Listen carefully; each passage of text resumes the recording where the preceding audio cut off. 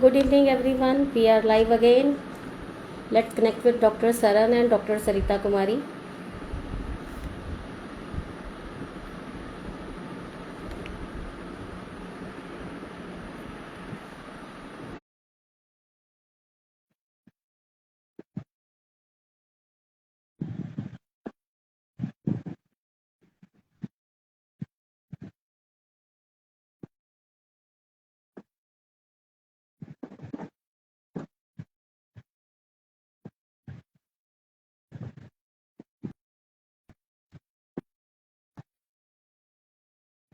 Dr. Saran? Okay. Dr. Sarita Kumari. Welcome, Dr. Sarita. Thank you, Dr. Arpana. Let's wait for a moment for Dr. Saran too. Yes, sure.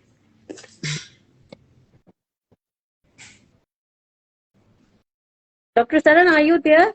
You are not visible to me.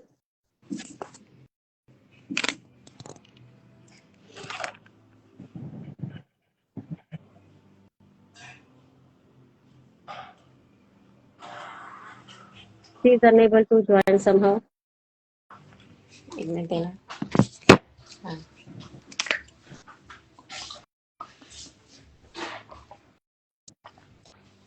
Yeah, she is there. But she is not visible to me. Okay. Is she visible to you? Okay. She is here. But I am unable to see you. Yeah. Hello, Me good too. evening, ma'am. Good evening, ma'am. But I'm unable to see. I'm able to see Let's you. start. Are you able to see me? Yes. You are visible to us now. But I am unable to see you all. Okay.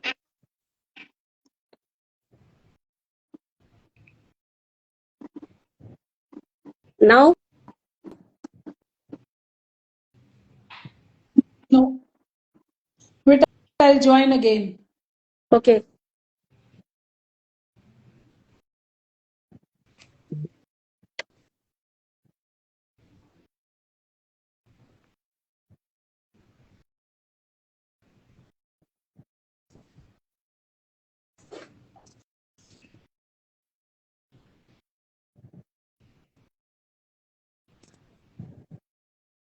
Dr. Smiksha is there with us. Oh, yes. Yeah.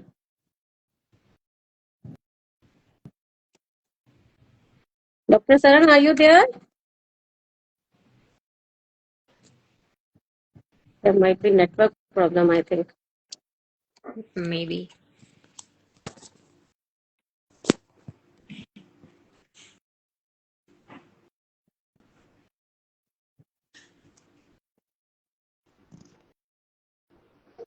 Yeah. Again, the same thing. No problem. Let's start with it. Okay. But you are Yeah. visible to us. Don't Yes. worry. Yes. Okay. Okay. Let's start then. Okay. Yeah. I think then Welcome, Dr. start. I think then you should start with the screen recording also, because if I do, I'll only have this my Okay. photo in Okay. that. Just a moment.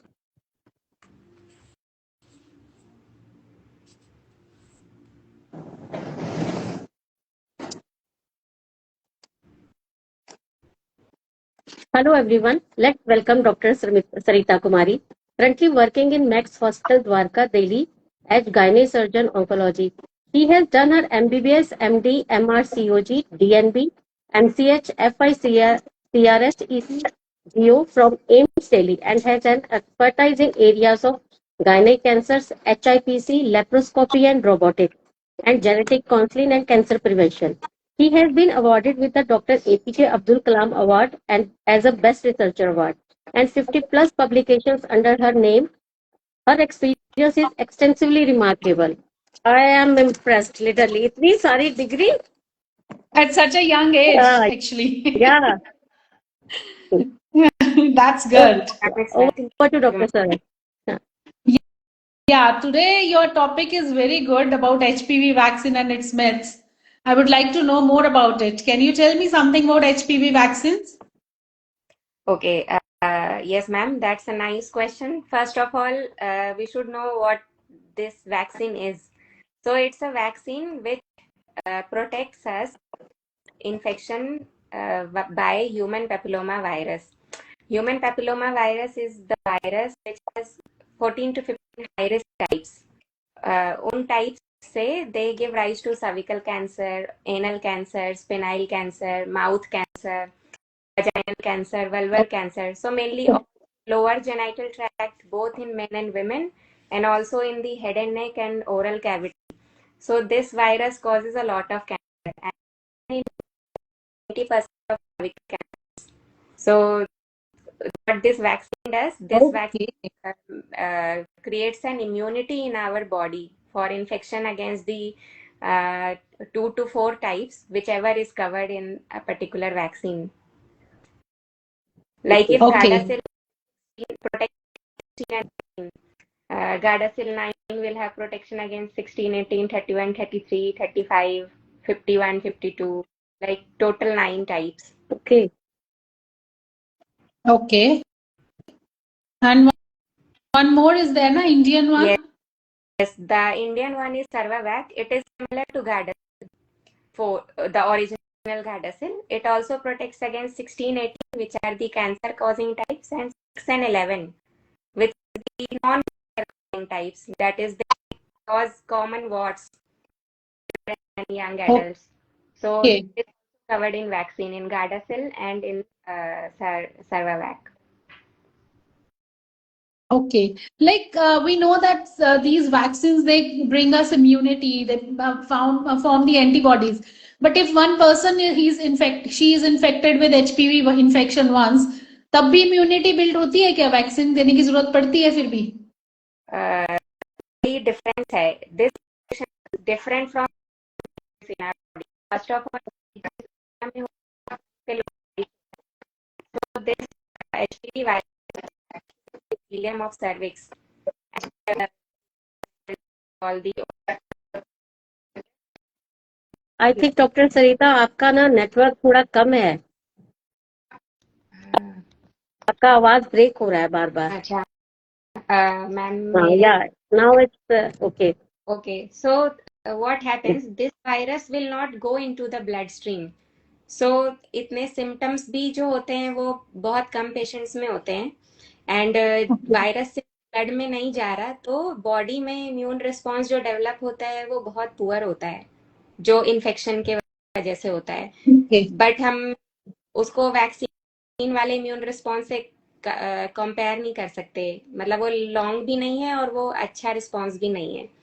And ये भी है कि एक virus का infection हुआ तो उसी के अगेंस्ट बस थोड़ी बहुत इम्यूनिटी बनेगी, जो बाकी और जो बचे हुए 12 से 13 टाइप्स हैं उनके अगेंस्ट इम्यूनिटी नहीं बनी, तो इन्फेक्शन तो किसी All से. right. Okay. Okay. That's good. एक It is क्वेश्चन मेरा भी है, क्या एचपीवी वैक्सीन सिर्फ सर्वाइकल कैंसर से ही बचाता है? नहीं मैम, जैसा मैंने अभी बताया था कि बहुत सारे ऑर्गन्स होते हैं. सर्वाइकल कैंसर उनमें सबसे ज्यादा उसमें रिसर्च हुआ है, एंड उसको हम स्क्रीन कर पैप स्मीयर से एचपीवी डीएनए से टेस्ट करके सर्वाइकल कैंसर के साथ हम सबसे ज्यादा एसोसिएट करते हैं. बल्कि इससे हमारे बॉडी में anal cancer, rectal cancer, vaginal cancer, vulvar cancer, oral cavity का cancer, lip cancer, head and neck वाले एरिया के कैंसर, ये सारे में एचपीवी वायरस देखा गया है. बट सर्विकल कैंसर में सबसे ज्यादा देखा गया है. मतलब 90% सर्विकल कैंसर केसेस में एचपीवी मिलेगा. अगर हम उसको वल्वर कैंसर से कंपेयर करें तो 40% वल्वर कैंसर केसेस में एचपीवी, तो प्रोपोर्शन कम है, बट उन ऑर्गन्स में भी ये कैंसर क्रिएट करता है. ओके. तो मैम जैसे इसके लिए एक पैप स्मीयर टेस्ट होता है, तो इज इट एनफ कि कैंसर डिटेक्ट करने के लिए मतलब हमें प्रिवेंशन के लिए यही करना चाहिए या कुछ और भी लेना चाहिए टेस्ट में? हाँ, टाइप होते हैं टीबी डिजीज से, एक प्राइमरी प्रिवेंशन, एक सेकेंडरी प्रिवेंशन. तो जो एक पैप टेस्ट है या एचपीवी डीएनए टेस्ट है, ये सेकेंडरी प्रिवेंशन में है. ये डिटेक्ट करता है कि अगर इन्फेक्शन हो गया है तो जो सर्विक्स का एपिथेलियम है उसमें कोई चेंजेस आए हैं या नहीं. मतलब it will detect pre cancer. और जो ओके प्राइमरी प्रिवेंशन जो हम वैक्सीन से बनाना चाहते हैं उसमें हमारा को इन्फेक्शन अगेंस्ट इम्यून ताकि इन्फेक्शन ही ना हो। तो प्राइमरी प्रिवेंशन हमेशा बेस्ट वे ऑफ प्रोटेक्शन है। ऑल्दो मैम ये प्राइमरी वाला आप रिपीट कर देंगे, I am unable to hear या सिग्नल्स आपकी आई आवाज अभी भी थोड़ा ब्रेक हो रही है। मैम ओके मैं थोड़ा पास से बोलती हूँ। एक्चुअली जो प्राइमरी प्रिवेंशन है ना वो वैक्सीन से डेवलप होती है, जो हमारी ओके बॉडी सीरोलॉजिकल इम्यूनिटी बन रही है against the infection of the virus. Okay Pap smear और बाकी और भी हम जो टेस्ट कर रहे हैं वो सेकेंडरी प्रिवेंशन है। मतलब ऑलरेडी इन्फेक्शन हो ओके गया है वहां के एरिया में, तो हम इन्फेक्शन से होने वाले चेंजेस को डिटेक्ट कर रहे हैं।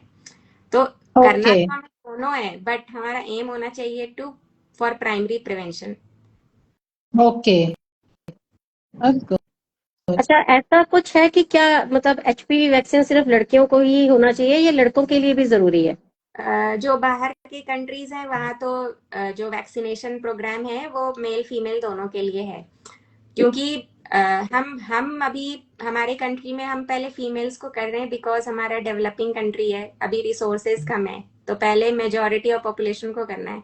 बट मेल्स के लिए भी करना है क्योंकि मेल्स में भी मैंने आपको बताया ना वार्ड्स होते हैं, रेक्टल कैंसर होता है, कैंसर होता है, उन लोगों को भी ये प्रिवेंट करता है। एंड इवन अगर मेल का इन्फेक्शन कम है तो मेल टू फीमेल जो इन्फेक्शन स्प्रेड हो रहा है ड्यूरिंग सेक्सुअल वो भी कम हो जाएगा, तो जिसको इसका हर्ड एज ग्रुप वही है 9 to 45, हाँ 9 years to 45? जो मेल्स में एज ग्रुप है वो 9 to 26 है ओके, 9 to ओके 46 मेल में। ओके। तो डज इट मतलब इसका इफेक्ट जो सा है वो टाइम के साथ रिड्यूस हो जाता है कि it remains there for ever जो आफ्टर एचपीवी वैक्सीन? हाँ मैम, एचपीवी वैक्सीन का ये एक बहुत इम्पोर्टेंट क्वेश्चन है जो पेशेंट्स भी पूछते हैं कि हमने वैक्सीन ले तो ली है, अब कितने साल तक बचेंगे है ना उससे, कैंसर से।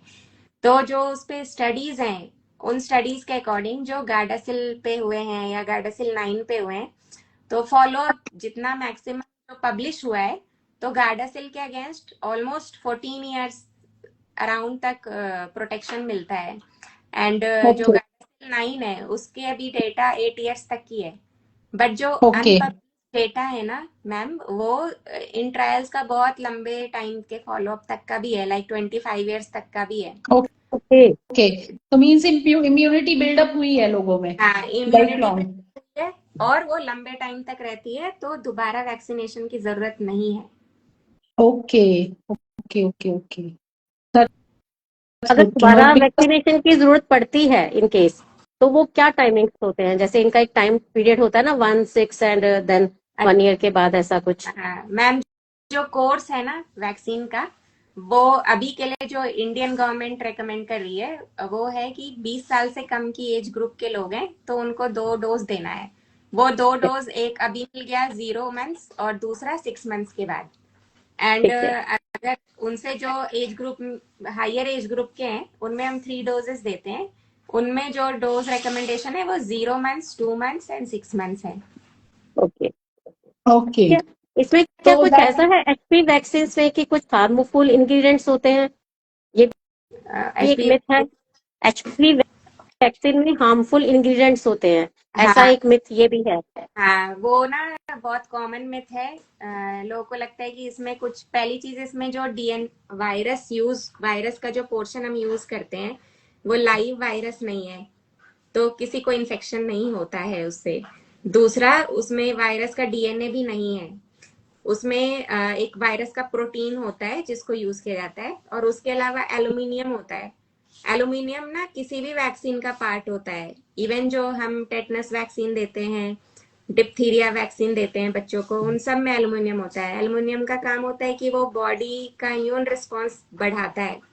तो वैक्सीन में कोई हार्मफुल इंग्रेडिएंट्स नहीं है। ओके। तो इसमें कुछ एनी फर्टिलिटी रिलेटेड प्रॉब्लम्स आती हैं इसमें, विमेन फेस करती हैं after the vaccine?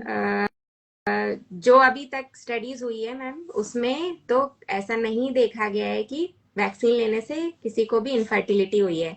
But although ये एक मेजर कंसर्न है जो प्रैक्टिशनर्स को भी लग रहा है अभी, एंड पेशेंट्स को तो लगता ही है। तो ये एक बहुत इंपॉर्टेंट मिथ है जिसको हमें दूर करना है, बिकॉज ये हमारे माइंड में है। Vaccine Yeah. देने से फर्टिलिटी नहीं होती है, रादर वैक्सीन देने से हम सर्विकल कैंसर को प्रिवेंट कर रहे हैं। एक बार कैंसर डेवलप हो जाता है या प्री कैंसर हो जाता है तो जो उसका इलाज होता है ना, उससे इनफर्टिलिटी जरूर होती है, लेकिन Okay. वैक्सीन देने से नहीं होती है। क्योंकि नॉर्मली लोग जब आते हैं ना, हमसे पूछते हैं कि ये तो इससे तो हमारे को इनफर्टाइल हो जाएंगे या इससे कैंसर होने के चांसेस बढ़ जाते हैं। Then how do we tell them कि नहीं, ऐसा नहीं है, इट्स अ मिथ। हाँ, ये वही है कि हमें उनको एविडेंस के साथ बात करना होगा कि देखिए जो भी अभी तक का लिटरेचर है, डेटा है, उसमें नहीं देखा कि किसी को वैक्सीन देने के बाद इनफर्टिलिटी हुई है। अगर किसी को ऐसा हो रहा है तो हो सकता है वो उससे रिलेटेड ना हो। बहुत बार ना हम कुछ भी कोइंसिडेंटल चीजें होती है उसको हम वैक्सीन से रिलेट कर देते हैं, तो वो 1 और 2 पेशेंट्स के पर्सनल एक्सपीरियंस पे तो हम काम नहीं कर सकते ना मेडिसिन में। हम उस पे काम करते हैं जिसके लिए रिसर्च है हमारे पास, तो नहीं है। अच्छा, जैसे कि फैमिलीज में रन करता है ये कैंसर, तब उनको कितना प्रोटेक्शन मिल जाता है इससे? सर्वाइकल कैंसर हेरेडिटरी नहीं है, तो सर्वाइकल कैंसर मदर से डॉटर में नहीं होता, क्योंकि इसका कॉज होने का कारण ही अलग है, एक एक्स्ट्रा इन्फेक्शन है। तो हमें पेशेंट्स को ये तो जरूर बताना है कि आपको हुआ है तो आपके डॉटर को नहीं होगा, लेकिन अगर आपको डॉटर को बचाना है तो उनको वैक्सीन दिलाना जरूरी है। ऑलराइट। तो जैसे आपने बताया कि ये बाकी कैंसर से भी बचाता है, ठीक है, तो ये मतलब अगर मदर को है वेजाइनल कैंसर या वल्वर कैंसर तो भी ये बेटी को बचाएगा उससे, या वो भी हेरिडिटरी में नहीं आएगा? नहीं, वो भी हेरिडिटरी नहीं होते। इनमें से कोई भी कैंसर हेरिडिटरी नहीं होते, जो भी एचपीवी कॉज करते हैं ना, वो नहीं होते। ओके, ठीक है, मतलब ये क्लियर हो गया कि एचपीवी वैक्सीन से ना तो वायरस ट्रांसमिट होता है ना ही कैंसर कॉज होता है। तो अभी हमारे चैट बॉक्स में एक क्वेश्चन है, is HPV vaccine is only for sexually active females? नहीं, रादर इसका ऑपोजिट होना चाहिए। किसी भी वैक्सीन का मैक्सिमम प्रोटेक्शन हमें तब मिलता है जब हम अपनी बॉडी को वो वैक्सीन देते हैं एक्सपोजर से पहले। ट्यूबरक्लोसिस का वैक्सीन बीसीजी हम जन्म के बाद ही देते हैं ना, ताकि जब बच्चा एक्सपोजर हो उसको टीबी के बैक्टीरिया से, उससे पहले ही उसके बॉडी में इम्यूनिटी हो। तो ये सेम प्रिंसिपल यहाँ पे भी अप्लाई करता है। हम एचपीवी वैक्सीन उस टाइम पे देते हैं ताकि सेक्सुअल एक्सपोजर होने से पहले ही बॉडी में इम्यूनिटी डेवलप बन जाए, ताकि जब prevention is better than cure हो गया। वही एग्जैक्टली। तो अब ऑलरेडी अगर जैसे मैरिड है और वो ले रही हैं, देन तो उनको हमें यही बोलना है कि देखो, जो आपको इन्फेक्शंस हो गए होंगे, मतलब एचपीवी इन्फेक्शन का रिस्क ना लाइफ टाइम बहुत ज्यादा है। मतलब 80% रिस्क होता है किसी फीमेल को पूरे over the life time HPV infection होने का। तो हम में से मेजॉरिटी ऑफ लोगों को कभी ना कभी हुआ होगा, अपने आप ठीक हो गया, it is like a flu. तो जिन फीमेल्स को हो गया है या फिर सेक्सुअली एक्टिव है, उनको भी हमें ये बोलना है कि देखो, आप अभी भी वैक्सीन ले सकते हो सकता है आपको पहले एचपीवी 16 इन्फेक्शन हुआ हो, तो वैक्सीन आपको उसके अगेंस्ट नहीं बचाएगा, लेकिन एटलीस्ट जो बचे हुए टाइप्स हैं, जैसे 18 हो गया, 31, 33 हो गया, इन सब का इन्फेक्शन आपको ना हो तो उसके अगेंस्ट वो प्रिवेंट करेगा। ठीक है, मतलब एक और क्वेश्चन है इसमें चैट बॉक्स में, is HPV vaccine encourages risky sexual behaviour? ये ना पेरेंट्स का कंसर्न होता है। पेरेंट्स को लगता है कि बच्चों को अगर वैक्सीन दिला दी तो बच्चों को माइंड में, जो टीनेज एज ग्रुप है, उनको लगेगा कि चलो एचपीवी सेक्सुअली ट्रांसमिटेड है, तो अब मैंने वैक्सीन ले रखी है तो हम कोई भी सेक्सुअल बिहेवियर कर सकते हैं। मतलब ये ना यूके वगैरह में बहुत कॉमन है। इस पे भी काफी स्टडीज हुई फिर, तो उसमें देखा गया कि जिन बच्चों को वैक्सीन दिया था उनको कंपेयर किया उन बच्चों से जिनको वैक्सीन नहीं मिला था। तो जो सेक्सुअल बिहेवियर वाला चीज है वो दोनों में बराबर ही था। ऐसा नहीं है कि जिन्होंने वैक्सीन ले लिया उनमें वो रिस्की बिहेवियर बढ़ गया था। बट ये एक्चुअली में ये एक मिथ तो है जो पेरेंट्स के माइंड में बहुत रहता है। Is it Okay. required in people who are not sexually active? Yes, वही तो मेन एज ग्रुप है जिनको वैक्सीनेट करना है। हाँ, तो बस याद इसका कुछ करें। प्रेगनेंसी से रिलेटेड रहता है ना कि मतलब when you take this vaccine तो आपको प्रेगनेंसी नहीं होनी चाहिए इतनी देर तक, ऐसा भी हाँ कुछ है? एक्चुअली अगर ऑलरेडी हमें पता है कि हम प्रेग्नेंट हैं तो प्रेगनेंसी में वैक्सीन अवॉइड करनी है। मान लीजिए किसी ओके ने ले लिया, वैक्सीन ले लिया है फर्स्ट डोज, अब प्रेगनेंसी हो गई, तो ऐसा ओके है कि वो वैक्सीन की वजह से प्रेगनेंसी पे कोई इफेक्ट पड़ेगा, ना ही उससे बच्चे में कोई हार्मफुल होता है या फिर कुछ एबॉर्शन वगैरह कुछ सी का भी रिस्क नहीं बढ़ता। उनको क्या करना है, अपना नेक्स्ट डोज जो है वो डिलीवरी के बाद लेना है, मतलब डिलीवरी के 6 मंथ्स के वीक्स के बाद लेना है। ओके, डिलीवरी के 6 वीक्स के हाँ बाद? 6 वीक्स के बाद, क्योंकि पोस्ट डिलीवरी सेफ है, ये ब्रेस्ट फीडिंग में सेफ है। ओके इसके कोई साइड इफेक्ट भी हैं एचपीवी वैक्सीन के? हाँ, जो बहुत सारे स्टडीज हुए हैं, मतलब साइड इफेक्ट्स को लेके तो सबसे ज्यादा बात हुई है, क्योंकि मेजर कंसर्न ये रहता है कि ये सेफ तो नहीं है, क्योंकि हम अपने बच्चों को दे रहे हैं ना, तो ऑल द मोर रीजन। तो उस पर जितना भी स्टडी हुआ उसमें जो भी साइड इफेक्ट्स है ना वो माइनर है। माइनर मतलब कि वो कंट्रोलेबल होते हैं, जैसे फीवर हो गया, रैश हो गया, स्वेलिंग हो गया जिस आर्म पे वैक्सीन दी और गई वो है। जो सिंपल हम वैक्सीन लेते हैं उसमें आते हैं उसी तरह तो के साइड हाँ, इफेक्ट्स हैं। उसी तरह के साइड इफेक्ट्स।